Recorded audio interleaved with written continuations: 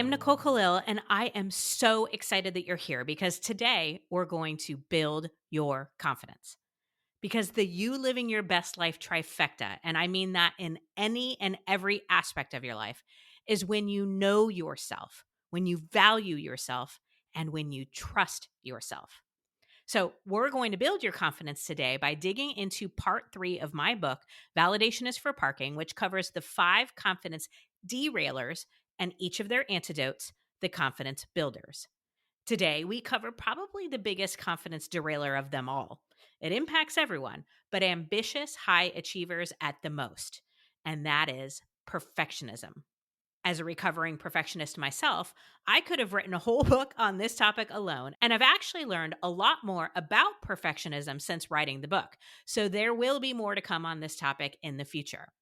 But the most shocking discovery of them all is what builds confidence in the face of perfectionism. The confidence builder that makes the biggest impact for letting go of and overcoming perfectionism is failure.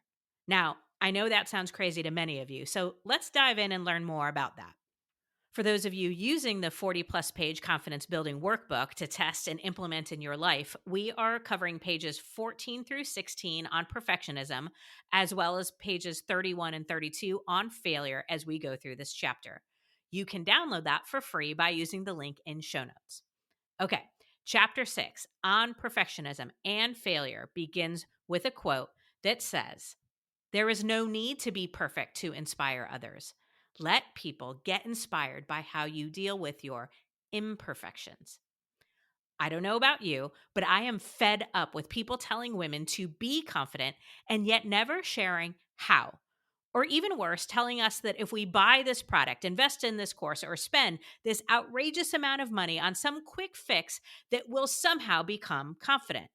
And when we do those things, the feeling we get is only temporary, or it's contingent on us continuing to buy more. There will be none of that here. It ends now. I'm going to share 5 specific things that could be and probably are derailing your confidence. And I'm also going to share effective antidotes for not only disarming them, but building, keeping, and growing your confidence for the long term. I use the word derailer because each of these problems is separating you from your trust in yourself. The derailers will chip away at, damage, and destroy your confidence if you let them. It might surprise you to see that the derailers are not external slights or attacks from other people. These derailers are habits we internalize as a result of the false and mixed messages we've received our whole lives. Essentially, we do them to ourselves. The 5 confidence builders can all be beneficial and will work in any scenario. But I've paired each of the builders with the derailer it directly corresponds to and combats the most effectively. I found that in both my personal and professional life, if you start with tools to build confidence, but aren't aware or mindful of what derails it in the first place, you'll end up feeling frustrated and disappointed, feeling like you're on this confidence hamster wheel. You'll be working, running, and believing you're moving toward confidence, but not actually getting anywhere. You might end up thinking, I must be doing something wrong. Why isn't this working for me? So, while I will indeed share what builds your confidence, I first have to make sure you're aware of what's chipping away at it. It's hard to protect yourself from something if you don't know what it is. And these confidence derailers are doing major damage, specifically to women. I'll begin with the confidence derailer that oh so many of us know all too well, and the one I personally struggle with the most: perfectionism.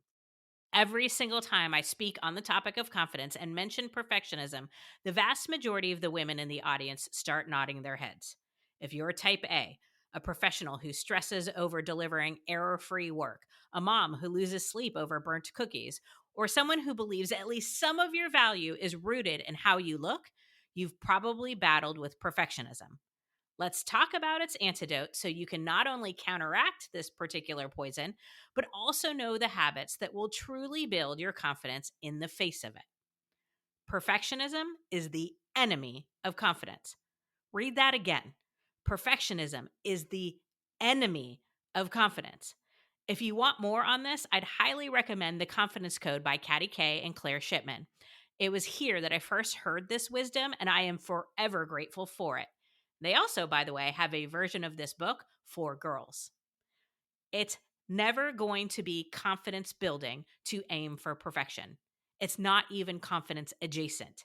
It's the confidence nemesis. It's the opponent, the bad guy. You will never arrive at confidence via the perfectionism highway. Think of perfectionism as your dream home on the outside, but down to the studs on the inside. There's faulty wiring, bad pipes, and joists need replacing, and the goddamn heat won't work. It's a facade, a big, fat lie. It looks good to everyone else, but it's awful to live in. Perfectionism for so many women is the belief that we're supposed to do it all, have it all, be it all, and look good while we're doing it. It's an unrealistic way to live because, spoiler alert, nobody is perfect. Yet we apply this impossible standard to ourselves on a regular basis. The extent to which we torture ourselves over this unattainable goal is a little nuts. And I say that with so much love. In my house, we've replaced the saying, practice makes perfect, with practice makes progress. Because I want to do everything in my power to make sure that JJ knows there's nothing she can do to create perfection. I say it for myself too, because I spent a large part of my life thinking that if I could just do it all, then I'd prove myself worthy and having it all would be the reward. I've tried it and it doesn't work.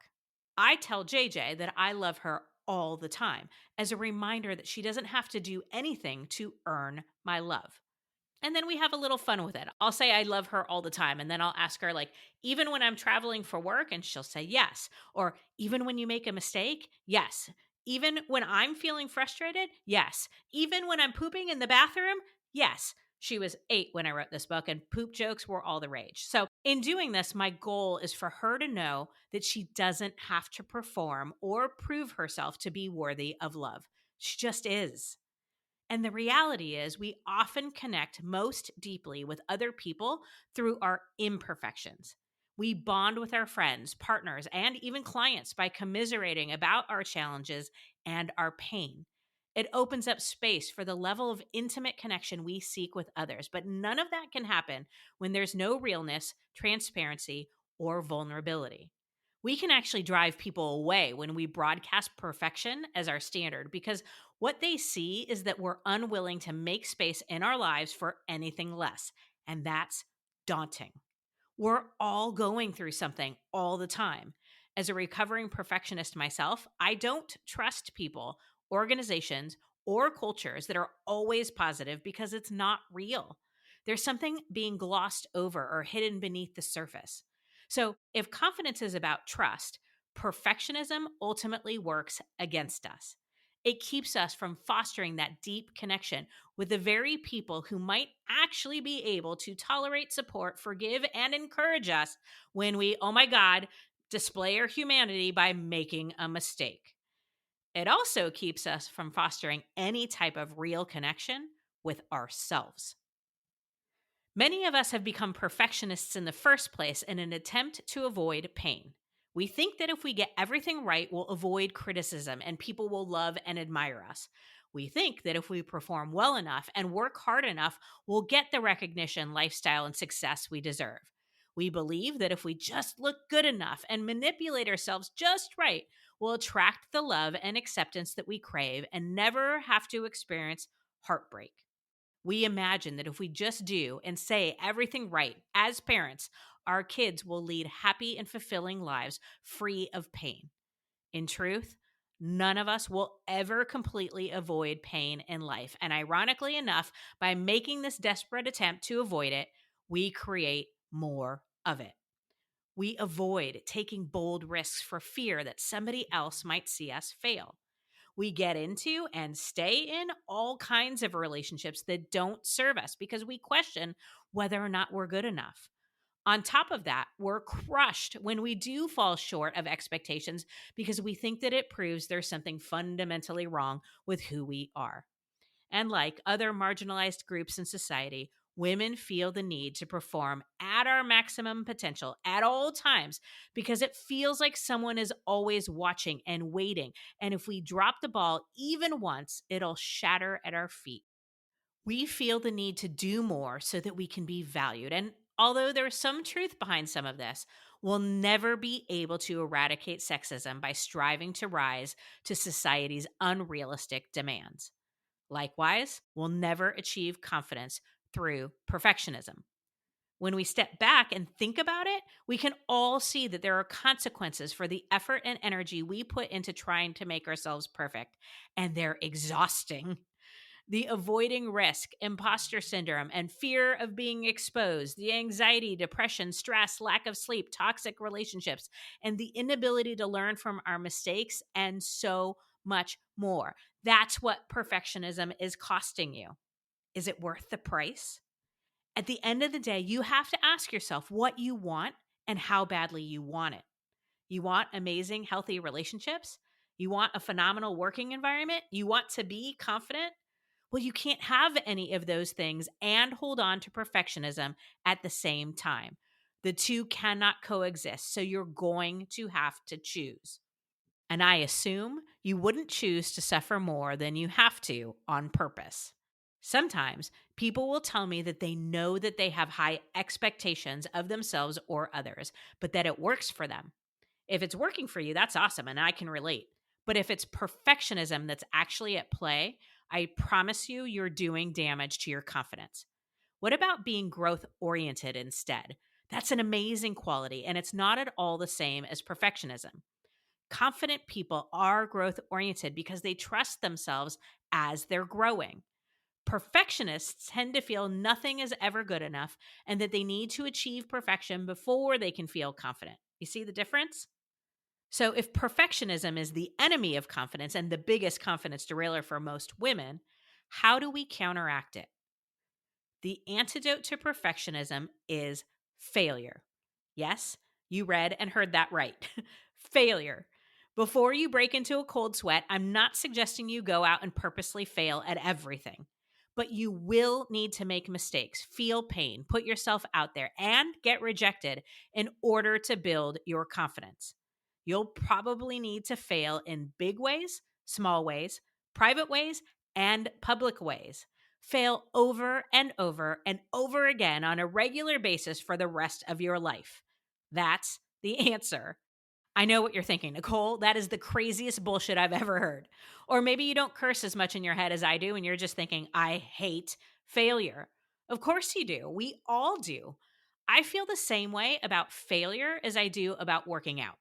It sucks while I'm doing it, but I make myself do it anyway. I know that there are people out there who enjoy exercising, and if you do, God bless you. But I do it for the growth, strength, and health only. Enjoyment has never been a part of it for me, and it's not a requirement for doing it. It'll never be comfortable or fun, and I'll never love it.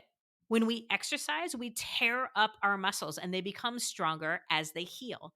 The same is true of failure. Rather than learning to love it, we must learn to accept it as a necessary part of our growth and our betterment as humans.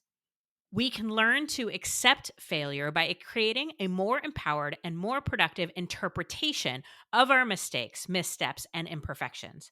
As women, we tend to personalize our failures at a far greater level than our male counterparts do. We view them as a reflection of our overall worth and value as human beings. A man might do a bad job on a presentation and think, damn, I didn't plan well enough, or I didn't do a good enough job explaining my point. He might even think he did a great job when he didn't.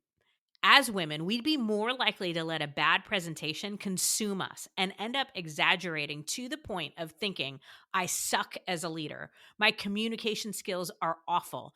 I don't even know what I'm doing, and now everybody knows it.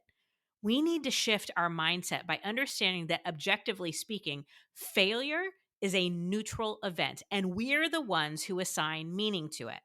My coach, Lisa, says that we are meaning making machines.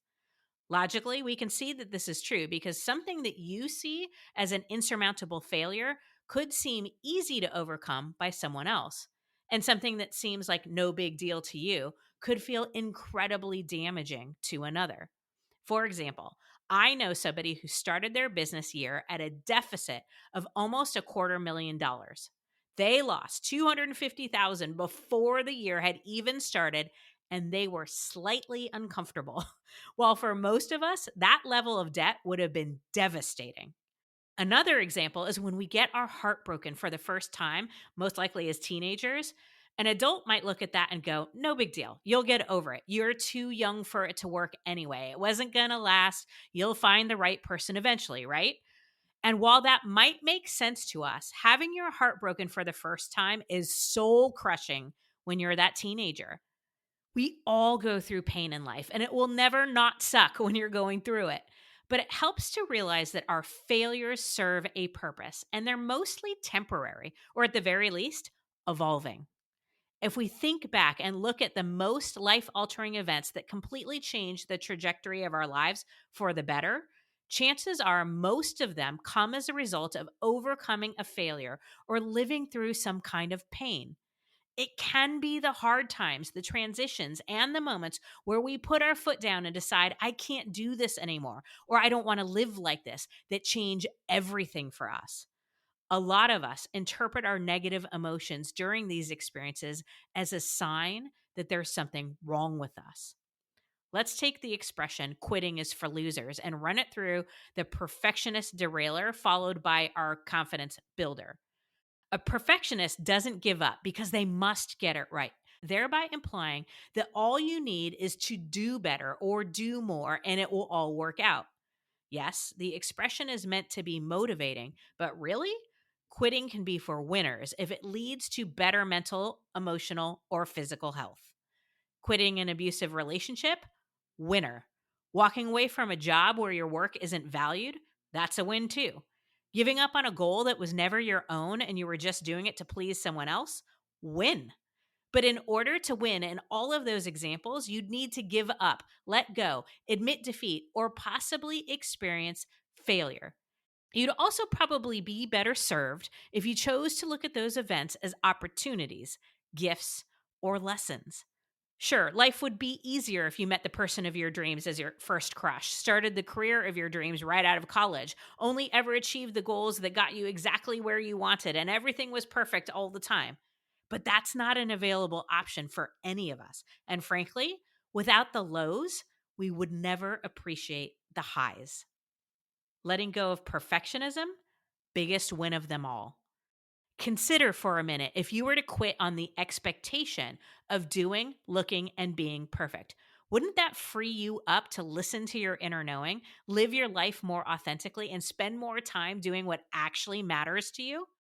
Ultimately, what I'm saying is that we have the opportunity to change our interpretation of our life events to create a more empowering, productive perception that honors our inherent worth.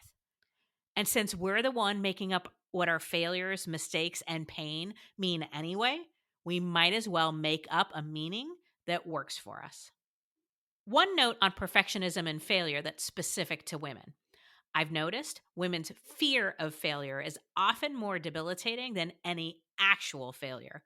We tend to focus on the worst possible outcome or think of the worst case scenario, especially when we're taking a risk.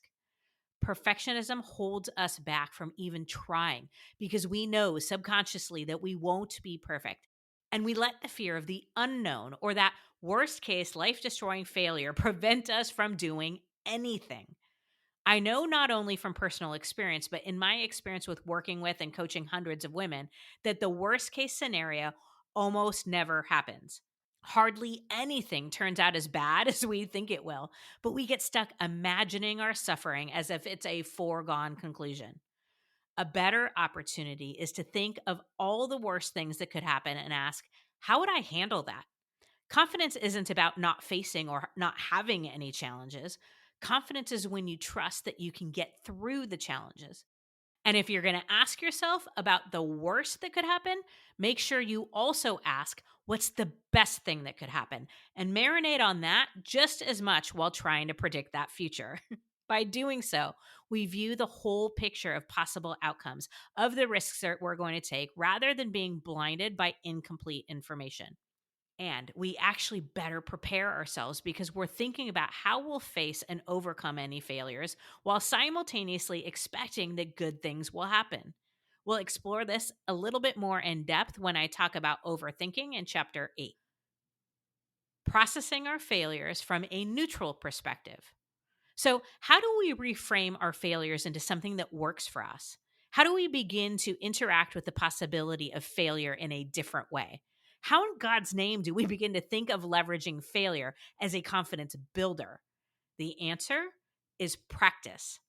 Lots of practice, the same way you get good at just about anything. I'm going to share a tactic that I use to coach myself and pretty much every person I've ever worked with. I developed it after picking it up from my coach, Lisa, and it has now become my go to every time I'm dealing with my own personal and professional mistakes.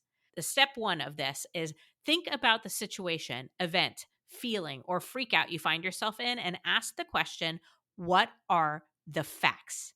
Think only about the objective facts related to the situation and write them down. To give you an example as we go through this exercise, I launched an online course on November 2nd of 2020, the same day of a rather well-known presidential election. Maybe you remember it. Anyway, I got exactly 2 people registered for my course in the first week, one of them being my uber supportive and thoughtful husband. Let's just say this was not quite the result I anticipated. It was worse than all the worst case scenarios I'd imagined. I'd invested close to $20,000 to create and market the course, had spent hours upon hours promoting it on social media, and felt great about what I'd created. My big goal was to sell 300 courses, and while I didn't anticipate it all happening in the first week, I was shocked that only one person signed up who wasn't somebody I was sleeping with. Feelings of failure, embarrassment, fear, and doubt were circling my brain like rabid vultures. I knew if I didn't get a hold of myself and work through them, they would consume me. I also had the advantage of having just built a confidence course, so I ended up taking my own course to work through it. So, what were the facts? The facts were I'd never launched an online course before. This was my first one, so the entire thing was new to me.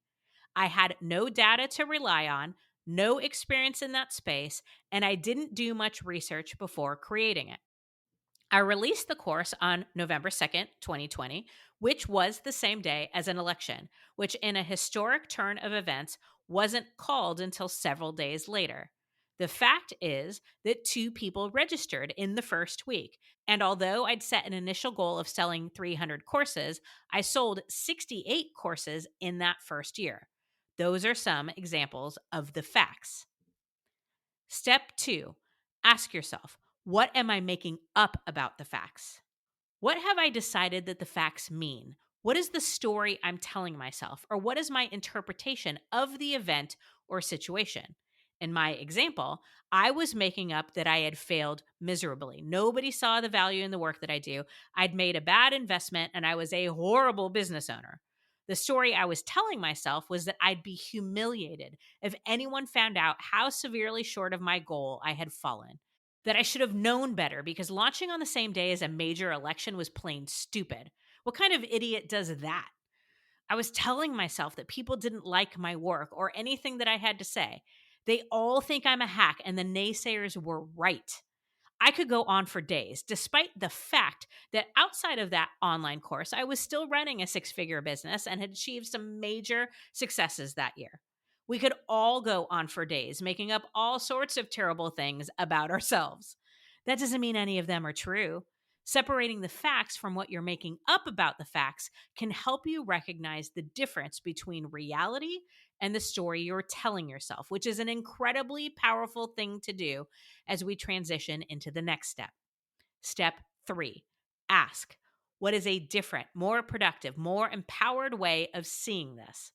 This question is a game changer because it reminds you that you're the one in control of your perception and that you have the choice to see things in a completely different way. You literally get to choose between beating yourself up or empowering yourself. This, by the way, is not the same thing as lying to yourself. I'm not suggesting you make up whatever feels good.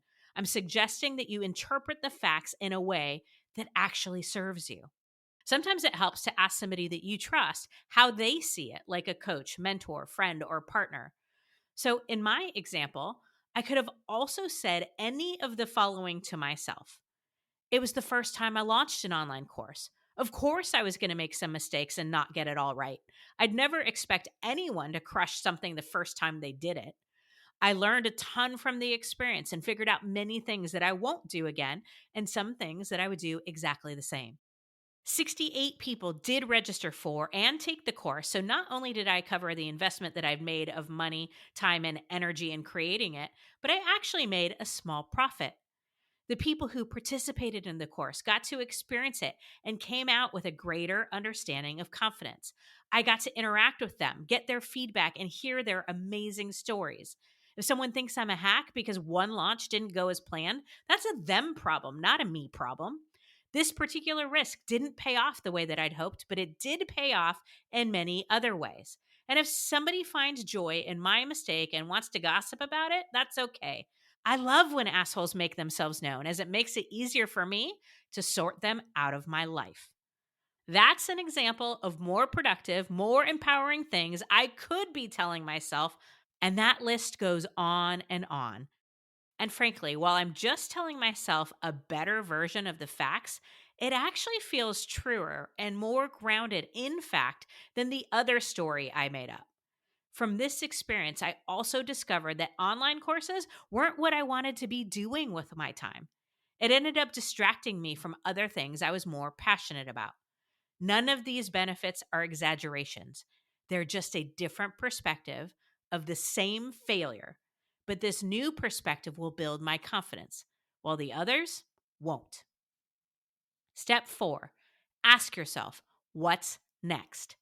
How do you get into action from here? The importance of this question will become clear in chapter 8. But now that you've chosen a more productive and empowered interpretation of your failure, mistake, pain, or fear, what do you want to do about it? What's the next best thing you can do? What action will get you closer to what matters to you? What's something that you can do that will make you feel proud? If you trusted yourself, what would you do next? I could laundry list all the things that came after my foray into selling online courses, but you're literally holding one of them in your hands, or in this case, listening to one of them in this podcast. This book is what I did next. I didn't start writing it immediately, but I did start putting one foot in front of the other, and those action steps are what got me here. That failure led me to this bucket list moment and increased my confidence so much that I literally wrote a book about it. The next time you're stuck in the muck, give this exercise a try. It has been truly life changing for me and so many women that I work with, as it's an opportunity to build the habit of seeing failure from a more productive, accurate, and empowered place. This exercise works for men too, by the way, but I find it particularly impactful for women because we tend to internalize our failures, mistakes, hurt, and fear at a greater level than our male counterparts do. I'm generalizing here, but women tend to jump from I failed to I am a failure way too much, way too fast. We let our failures define us, but those experiences say nothing about our inherent value or worth as a human. Men tend to bounce back and get back into action faster, and they tend to not avoid taking risks as often because they don't walk into those scenarios thinking the outcome of this is going to say everything about me. In my observation, men have certain areas where perfectionism does play out, like success, income, providing, and protecting. But they don't hold themselves to the expectation of perfection in all aspects of their lives, so they don't put so much weight on every single decision. We don't have to either. We can fail, and we can see those failures as something we did, not something we are. We can pick ourselves up, dust ourselves off, and get back into action toward what matters most. We call that failing forward. The only real failure is to stop trying. What will be, will be. Failure will build your confidence and lead you to greater success if you let it, if you allow it, if you choose it. Failure builds confidence because it builds trust in yourself. You begin to have confidence that you can survive hardship and come out the other side better and stronger, having learned something. You collect evidence that you can overcome those failures, mistakes, fear, and pain. The next time you face a tough challenge, risk, or big decision, you'll know from experience that you can make it through no matter what, and that you'll come out the other side better if you choose to. I'm willing to take uncomfortable risks and fail at a higher rate than most people. Why? Because I know in my heart of hearts that it will all work out one way or another. And as Jay often tells me, what's the alternative? Give up? No, thank you.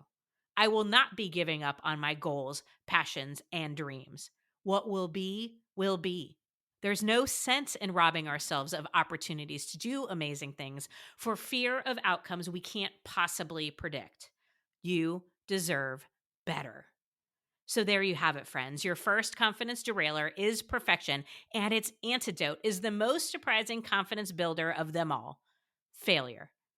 This leads us to our next derailer because perfectionism is an extra special brand of destruction. It not only sets us up for unachievable goals, it's a 1-2 punch that also has us beating ourselves up about it. I call this internal dialogue head trash, and it's crushing our confidence. Okay, there you have it, friends. Failure builds confidence, and perfectionism is the enemy of it.